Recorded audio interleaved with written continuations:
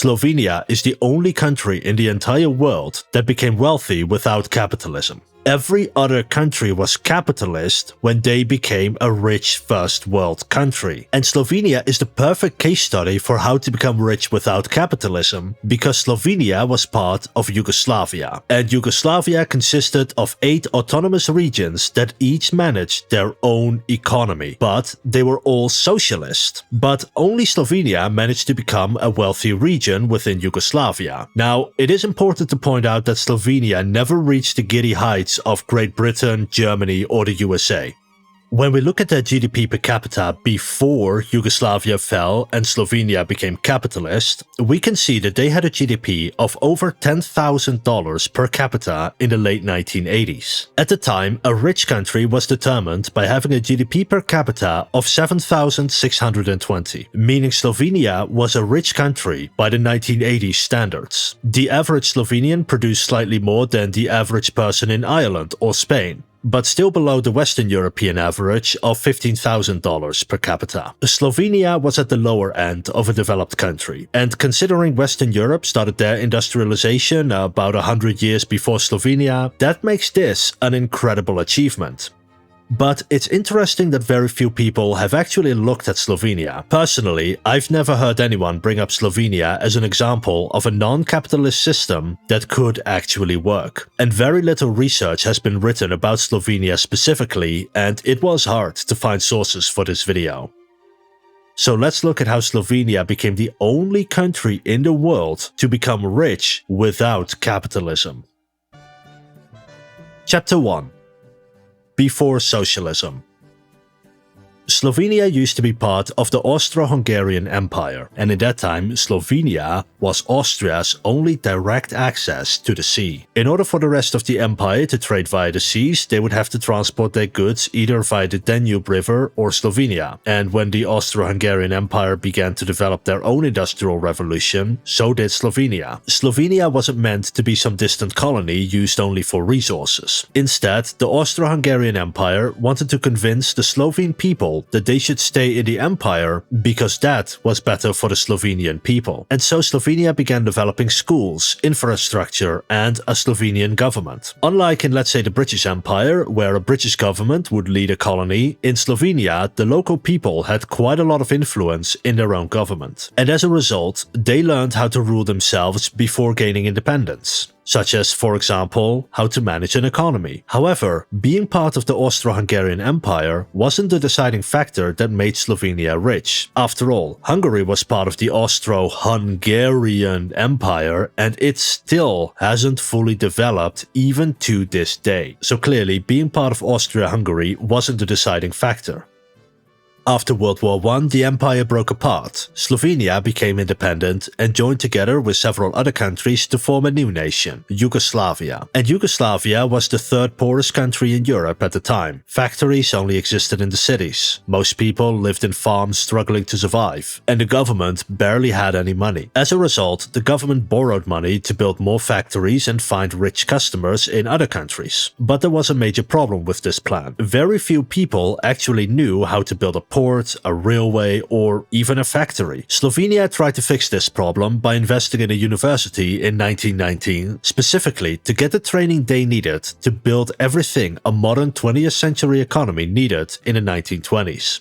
By the end of the 1920s, this came crumbling down. The reason for that is that Yugoslavia mostly exported food. However, the price of food in the 1920s changed a lot year on year. So sometimes they earned a lot of money selling food, and sometimes they earned barely any money selling food. And then in the 1930s, the Great Depression happened. And during the Great Depression, people didn't want to lend money to poor countries, because they would probably not be able to pay back that loan anyway. And so all of a sudden, Yugoslavia could no longer borrow money to develop their economy, and their development came to a halt. But then, everything changed when Germany attacked in 1941. Chapter 2. Command Economy. During World War II, the most successful force to liberate Yugoslavia were communists. As a result, when the country gained their independence, Yugoslavia became a communist country. And within this communist country were 6 autonomous regions, one of which was Slovenia. Each of these regions had a large amount of autonomy. It's like a federal system, similar to Germany or the USA, but with much more autonomy. They had their own defense force, they each managed their own economy, and they all controlled their own infrastructure, from power lines to pipelines to rail lines.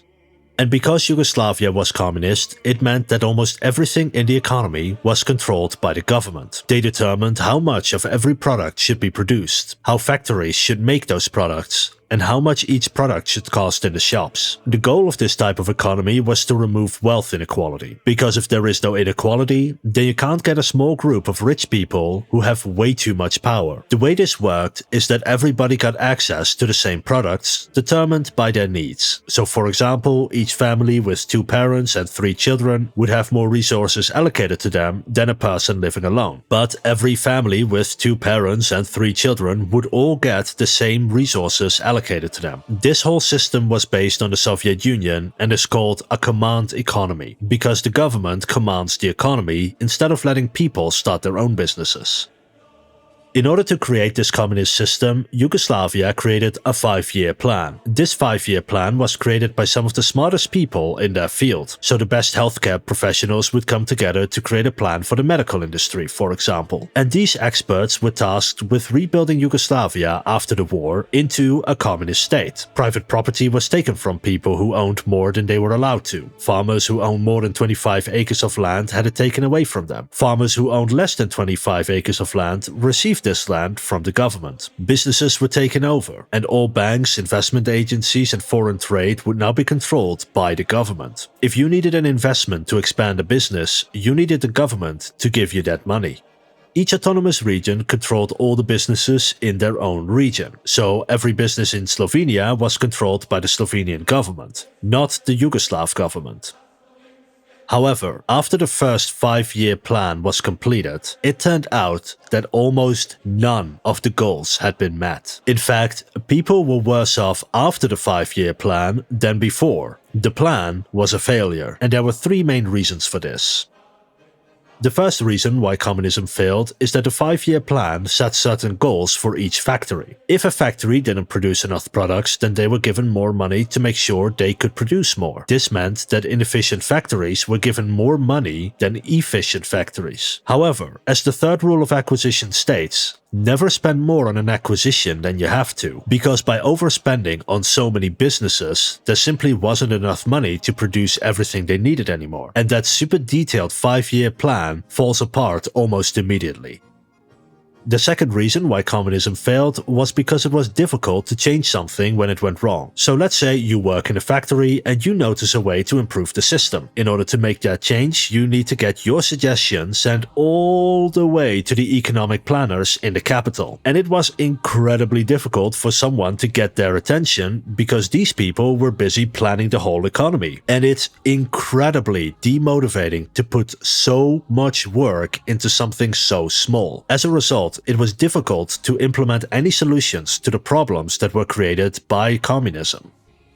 And the last reason was a lack of quality. Europe devoted 6 years to blowing itself up. As a result, there was a shortage of almost every product. And so, when the government set itself the target of how many goods should be produced, they did not check if the quality of the product was good enough as well. Because no matter how bad your product was, there was always someone who wanted to buy it because of World War II. For example, if you want to eat soup, you need a spoon. You can't eat soup without a spoon. And if you've ever been an unhappy single person, you know it's better to have a bad spoon than no spoon at all. And so people would simply buy whatever was available to them because they were desperate. And it wasn't like factories had to worry about competitors making a much better product because the government controlled all the shops and factories. There was no competition.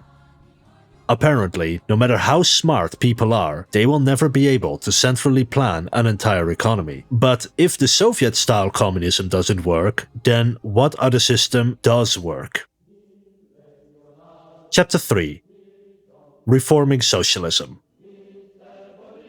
After World War II, all communist nations of Europe sided with the Soviet Union and in the process adopted the Soviet style of communism. However, most of these countries were conquered by the Soviet Union during World War II and turned into puppet states. However, Yugoslavia largely kicked out the invaders on their own. As a result, they did not have a large Soviet army stationed in their country. As a result, the two countries started having different political policies. Whereas the Soviet Union wanted a Cold War with the West, Yugoslavia wanted more peaceful relations. And in 1948, this disagreement, along with several others, caused a split between the Soviet Union and Yugoslavia. And seeing as they were no longer siding with the Soviet Union, they no longer had to adhere to Soviet-style communism. And in 1951, when it became clear that this type of communism wasn't working, Yugoslavia looked for a different type of communism. A communism that might actually work. This system would eventually become known as Yugoslav Socialism or Titoism, because the name of the leader of Yugoslavia was a man called Tito. Yugoslavia successfully identified the main problems of Soviet-style communism. Spending too much on failing businesses, it was difficult for people to fix those businesses, and there was no competition between the businesses, leading to lower quality goods. And their solution to all three of these problems was very simple: decentralization. Instead of every single business being operated by the government, they would let the workers run the businesses themselves. After all, if you work in a factory, you know better what that factory needs than a small group of people in the capital. And if something needs to be changed, those people working at the factory are able to implement this change faster and better. But how are they going to make workers operate a business? Well, for this, they created worker councils. This was a group of people elected by the workers to run the company. These worker councils consisted of at least 75% workers, and the rest could be union leaders, technical advisors, or professional managers. Each worker council had between 15 to 120 members, depending on the size of the business. If a business had fewer than 30 workers, then all employees were automatically part of the worker council, and they would not have to hold elections for them. These businesses were allowed to compete with one another and to earn profit, and that profit would then be shared amongst the employees. This meant that people would be incentivized to make the business more efficient so they could earn more money and their business wouldn't go bankrupt from competition. And because they operated the business they worked at, it was easy for them to implement these improvements. And when those employees earned more money, they would go out and buy more products, thereby stimulating the economy. The idea was that by creating competition between the businesses, they would automatically make them more efficient and thereby create economic growth.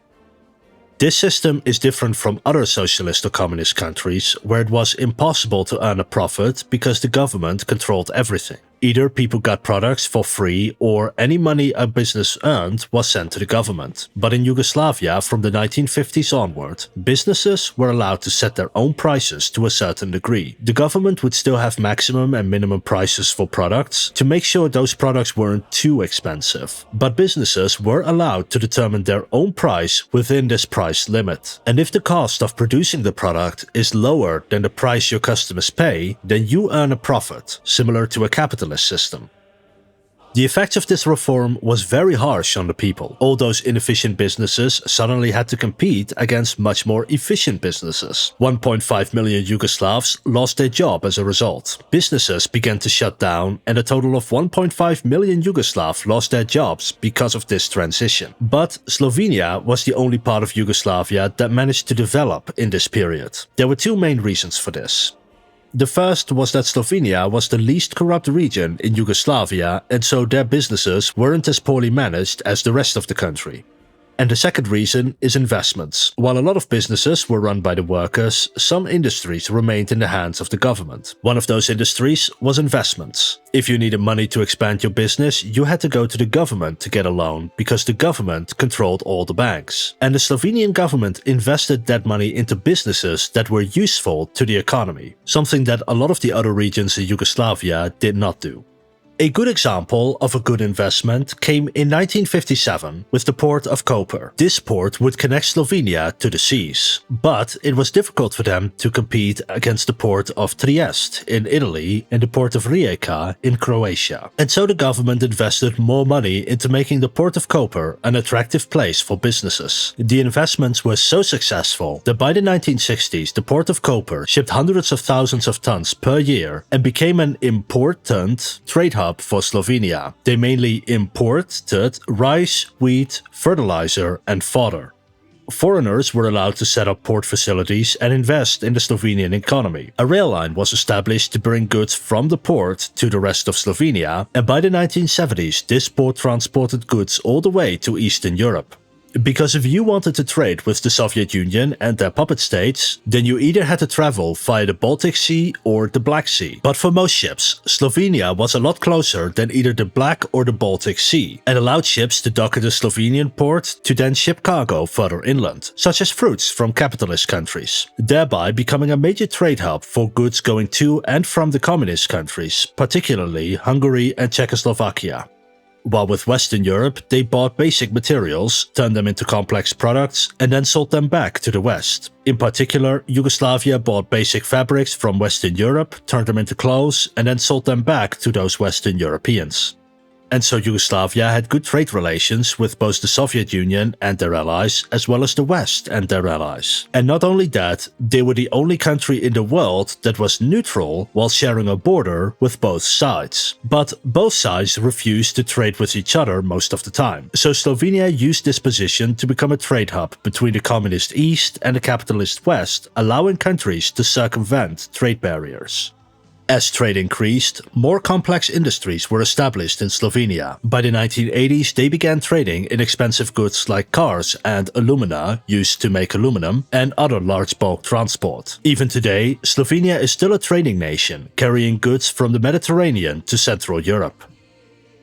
And this is all thanks to one smart investment in 1957. And Slovenia had a lot of such good investments. This was very different from, for example, Serbia, which kept its region of Kosovo in poverty simply because Kosovans are of a different ethnic group than Serbs. Or Montenegro, where the government spent more money on prestige projects rather than economic development.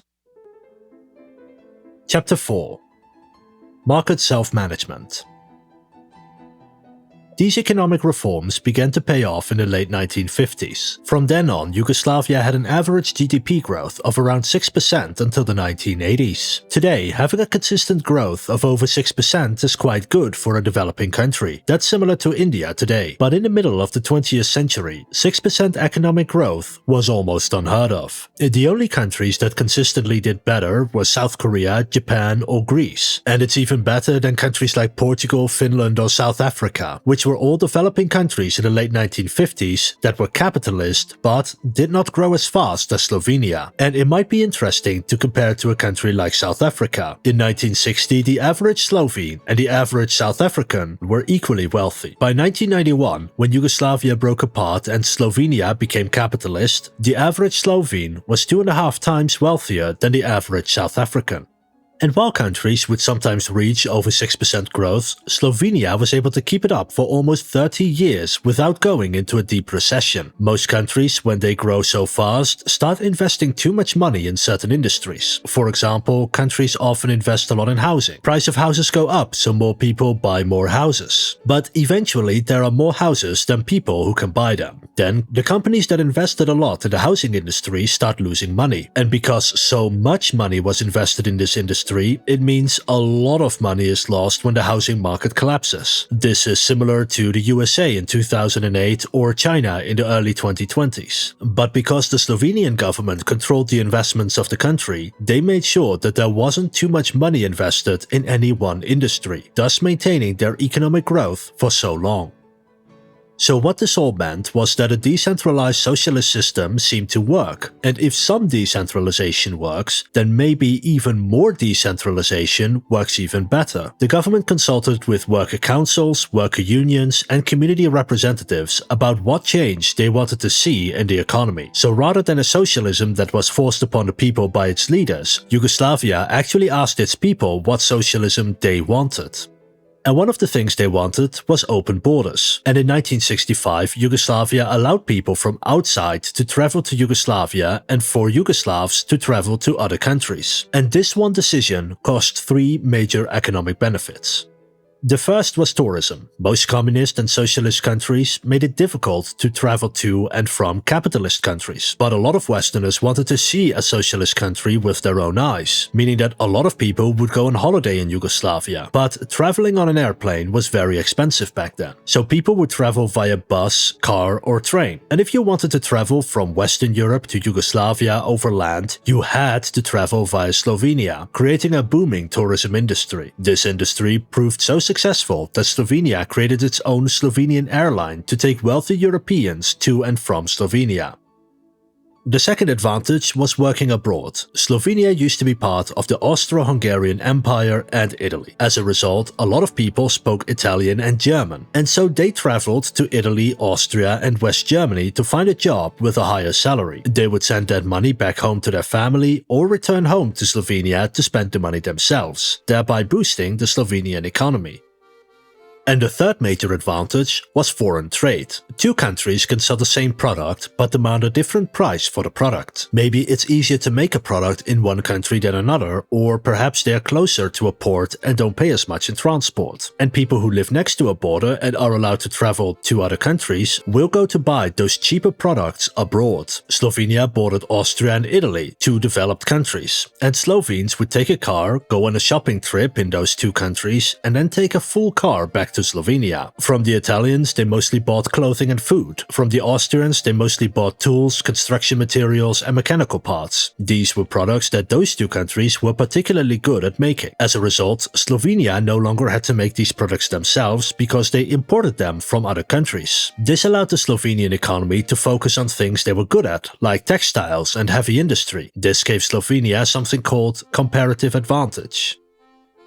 You see, some countries are naturally better at making certain products than others. Greenland is a great place for fishing, but a terrible place for agriculture, so they focus on fishing. Austrians are good at engineering, so they focus on high-tech products, and they then sell whatever they are good at making and buy products that they are bad at making. This is a lot more efficient than making everything on your own. For example, I am better at making YouTube videos, so I use the YouTube money to buy things I am bad at making, such as bread. But most socialist and communist countries limited foreign trade as much as possible and tried making as many products as they could within their own border. But it might not actually be possible to produce everything inside your own border. And as a result, socialist and communist countries often lacked important industries necessary for economic development. And because they limited trade, they couldn't get these important products from other countries.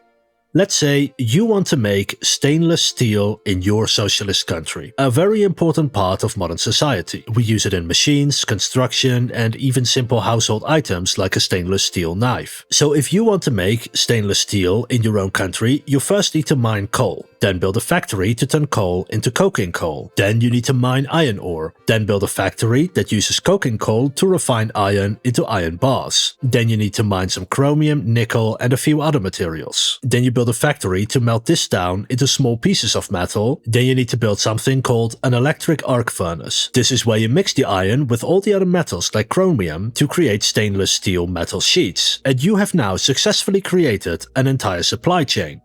But now imagine that you don't have any chromium in your country. As a result, your nation can't use stainless steel, and it has now become impossible for you to build machines that don't rust, meaning that anything you can create out of steel will start to break down a lot sooner. And as a result, their industries could never be as efficient as those of capitalist nations, except in Yugoslavia, with Slovenia benefiting the most. This resulted in immense growth for the Slovenian economy. By 1970, Slovenia was 2.5 times wealthier than the average person in Yugoslavia and about 6 times richer than Kosovo, one of the poorest regions in the country. Chapter 5. Free Market Socialism. By the 1970s, Slovenia had successfully combined a socialist system with a free market, creating a system called free market socialism. free market socialism was based on three pillars. Businesses were allowed to compete with each other in a relatively free market, but its businesses were self-managed by the workers and its government was socialist. The first pillar, a free market, was based on the idea that it's difficult for a government to figure out what people's needs are, and that the best way of finding this out is to let people buy the products they want themselves. Companies are then forced to compete with each other to produce better and cheaper products than their competitors. And when people's needs change, it's easy to find out because people simply start buying different products. Companies are then either forced to change what they are selling or they will go bankrupt. This is a lot more efficient than a government giving people products whether they want them or not. The government still set limitations on trade through laws, just like any other countries, but for the most part, companies could operate as they wished. The second pillar was self-management. Self-management consisted of 4 different groups within a company. The first was the Workers' Council we talked about before. They were in charge of the day-to-day operations and creating future plans for the company. The second group was a Council of Managers. They were the people who had to organize the employees and actually implement the plans the worker councils came up with. The third group were social and political groups such as unions and government representatives. They had to find corruption within the company, check up on the work of the workers, and oversee the worker council elections. And the fourth group was the government. They were only called in when the other 3 groups couldn't come to an agreement. Then the government would step in and simply force a decision upon them. The goal was to make sure that a company wouldn't stop operating just because the other 3 groups couldn't agree on something. Just the threat of the government coming in and making a decision for them was usually enough for the 3 groups to come to an agreement before government intervention was actually necessary. And the third pillar of the Slovenian economy was socialism. The Communist Party still controlled various basic resources in the country, such as water. It was easy to predict how much water a population needs in the long term, so it wasn't necessary to turn these services into companies, according to Yugoslavia. And by controlling where basic resources went, each autonomous region was able to steer their economy towards certain industries, such as Slovenia and their focus on foreign trade. The government still used 5-year plans, but instead of stating specifically how much of each product had to be produced, they now set general plans. For example, instead of saying how many tons of grain each region should produce, they now set a goal of reducing food scarcity. How each autonomous region would get more food was up to them to decide. And various social programs existed, such as free healthcare, free education, and free housing. Chapter 6. What made Slovenia different? But while Slovenia has managed to develop, the rest of Yugoslavia did not. Croatia came close, but regions such as Bosnia and Herzegovina, Macedonia, Montenegro, and Serbia remained poor. But all of them had the exact same economic system. So what made Slovenia so special? Well, there are 5 reasons for this.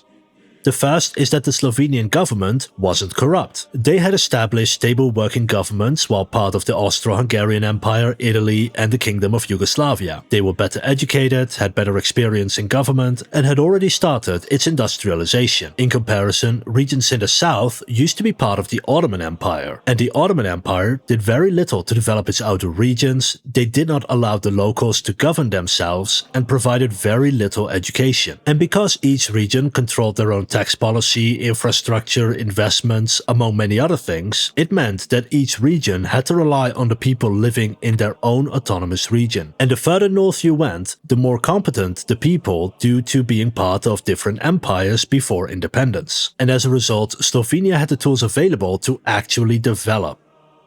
The second reason was instability. Yugoslavia was constantly reforming their version of socialism. That meant that if you wanted to invest in Yugoslavia, you had no idea what economic system you might be working under in a couple of years. This made any investment in Yugoslavia a risky investment. Slovenia, on the other hand, got around this issue through free trade zones. These free trade zones allowed for privately owned companies from other countries to set up businesses in Slovenia. This created a lot more stabilities for companies investing in Slovenia, and as a result, they had more foreign investment than other Yugoslav regions. The third reason was that Yugoslavia insisted on reducing wealth inequality. They thought it immoral that some people are rich while other people are struggling to survive. This meant that Yugoslavia set up a lot of social programs for the poor. But social programs cost money, and the more money you have, the more social programs you can afford. Slovenia had quite a lot of money, while Serbia, for example, did not. As a result, poor regions spent a lot of money on social programs and figuring out who deserves what, while not actually having the money to afford them, and this meant less money went towards economic development. While in Slovenia, because they had a better start than the other regions, they were able to spend enough money on the social programs that they actually worked. For example, Slovenia had one of the best healthcare systems in the world at the time. The fourth reason was that Slovenia had more bankruptcies. When a company goes bankrupt, they are usually replaced with another business. That other business is usually more efficient, and so bankruptcies are simply the old and efficient companies being sold off to more efficient companies. Most socialist and communist states were unwilling to do this. They would keep pumping money into a system until it worked, rather than just replacing the entire system with something new and better. In fact, bankruptcies are an important indicator of economic success. When countries have fewer bankruptcies, it means that innovation is slowing down because inefficient businesses aren't being replaced anymore. This causes large companies to instead change the laws of the country to make competition more difficult, rather than actually trying to beat their competition with better products and services. And lastly, the fifth reason is foreign trade. Slovenia was simply able to trade more easily because it had the best access to the much richer Western Europe. Slovenia became so successful that it left behind the rest of Yugoslavia. The poorest region was Kosovo, where people on average produced about $1,600 in a single year, adjusted for purchase power parity. Slovenia, on the other hand, had an average of $12,000, and this gap was only growing more and more over time. So in conclusion, it appears that it is possible to have both a socialist system while also not living in poverty. Slovenia never reached the heights of Germany or France or the USA. However, we have to consider where Slovenia came from. They were not a particularly wealthy region to begin with. Slovenia had some industrialization after World War II, but this was limited to the cities. The vast majority of people were poor farmers who barely made enough food and money to survive. Compare this to a war-torn country like France, whose economy was roughly $100 billion, adjusted for inflation to 1990, and this was about $5,000 per person. And their economy at the end of World War II was larger than 75% of all economies today. In comparison, Yugoslavia's population had a GDP per capita of just $1,000 per person. And while Slovenia was more industrialized on average than the other regions, it wasn't by a lot. So at the time, the average Slovenian was about a quarter as rich as the average French person. But by 1960, Slovenia had reached $4,000 per person, and in 1973, $9,000 per person. And in 1989, right before they became independent, to around $12,500 per person, putting it a little bit below the Western European average. So in just 40 years, Slovenia went from a poverty-stricken land to being below average compared to one of the wealthiest regions in the world. Not even a country like China has managed to achieve such a fast growth, which is still woefully behind the West in terms of wealth per person. And although Slovenia's economy suffered from the breakup of Yugoslavia and the Soviet Union, they managed to switch from a free market socialist economy to a free market capitalist economy faster than any of the former socialist or communist countries in Europe. Although that said, other countries have caught up, and today Slovenia is on par with Czechia and Poland.